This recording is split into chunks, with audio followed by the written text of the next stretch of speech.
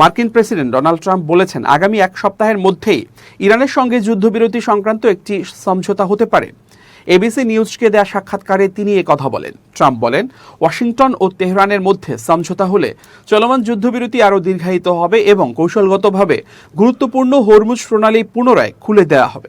তিনি আরও বলেন, আজ লেবাননে ইসরায়েলের হামলা নিয়ে একটু সমস্যা হয়েছিল, তবে আমি খুব দ্রুত সেটি সমাধান করেছি। তিনি বলেন, হিজবুল্লাহর সঙ্গে গুলি চালানো বন্ধ করতে কথা বলেছি। এছাড়া আমি ইসরায়েলের প্রধানমন্ত্রী বেনিয়ামিন নেতানিয়াহুর সঙ্গেও কথা বলেছি গুলি বন্ধ করতে, এবং তারা উভয়েই গুলি চালানো বন্ধ করেছে। এর আগে ইরানের সঙ্গে সম্ভাব্য শান্তি চুক্তির প্রস্তাবিত খসড়ায় তৃতীয় দফা সংশোধনের কথা জানায় হোয়াইট হাউস। যদিও সংশোধিত খসড়ার বিস্তারিত প্রকাশ করা হয়নি, তবে নিজের সামাজিক যোগাযোগ মাধ্যম ট্রুথ সোশ্যালে দেয়া এক পোস্টে ট্রাম্প দাবি করেন চুক্তির জন্য ইরান আগ্রহ নিয়ে অপেক্ষা করছেন।